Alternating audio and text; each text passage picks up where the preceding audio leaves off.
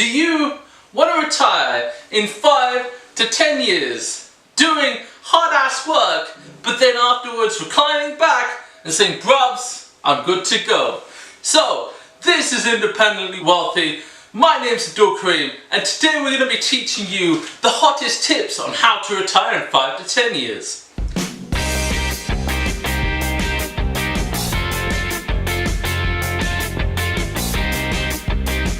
So, you want to retire? I know, because life's a drag, and everybody wants to just recline and say, I'm done, bruvs. I'm done.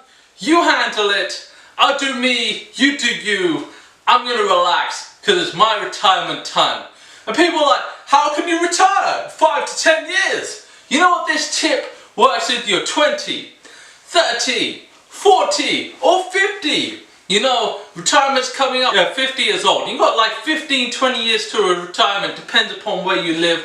And you've got to think to yourself, you know, once I retire, I'm still going to have to work because I won't earn enough to actually retire. Well, we're going to teach you how to retire properly, independently, and wealthily, so you can recline back and say, this is the life you know.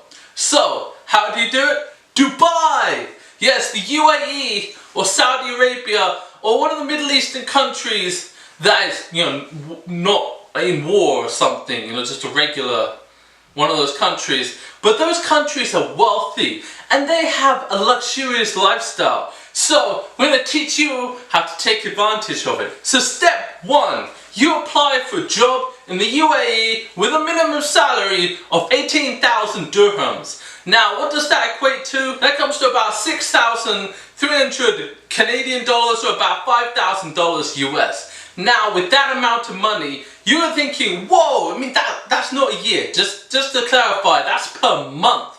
That's the salary that you get per month. Now, they don't pay bi-weekly or weekly. They pay you at the end of the month to give you a lump sum and you're set for the whole month. Now, what are you going to do with that? You're going to be the thriftiest bastard out there. You're going to save money like someone's chasing you with a stick. You know, you're going to save the money. If you're a student or if you're, you know, let's say single or whatever, rent a room with friends. You know, many companies, when you go out there, there's like an employment package that covers like health benefits, and a lot of them will cover 1 year of rental. So for the first year, you can save and save and save. But basically, you need to save on that rental. Don't live in the city, live somewhere outside the city. You know, just out the border of the city, that saves you money. Gas out there, don't worry about it. Gas is cheap, you can save on that. Eating out, do not eat out. They'll cover this in another video, but do not eat out. It will burn through your wallet like the 4th of July burns through fireworks.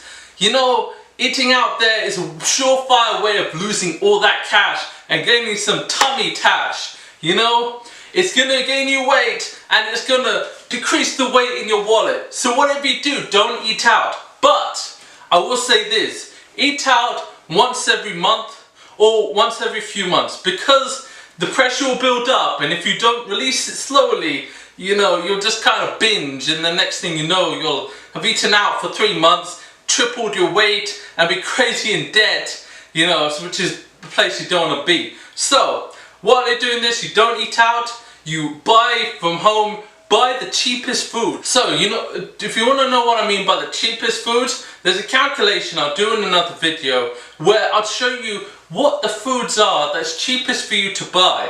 Obviously, if you're buying like chocolate gâteaux or sushi, you know, that you take home and eat, that's quite expensive. You might as well just eat out. So, there are cheap foods that you can make at home, and it's well worth the while to make this stuff at home and save it. So cut down your expenses no matter what. Cut everything down to a minimum and save everything. If you can do this, you can save on average about $3,000 a month. So if you can save $3,000 a month in 1 year alone, that's $36,000 of savings. You know, if you do that for 5 years, you're going to end up with $180,000 for 5 years worth of work. And while you do this, look for those promotions. If somebody at work says, hey, we're offering a promotion, look for it. If another company is saying we're giving more money, look for that job which has more money. You got to go chase the money. I know this is a job where you're going to work your butt off. You want your butt to be squeaky clean from being worked off so much.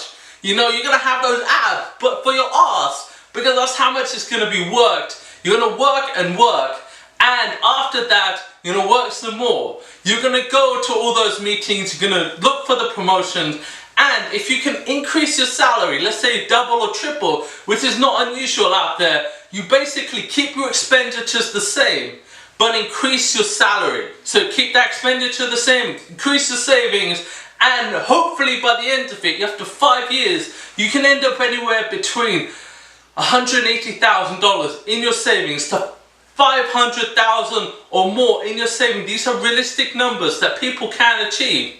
And then you can just return home after 5 years of hard work, squeaky clean hard work, and just retire.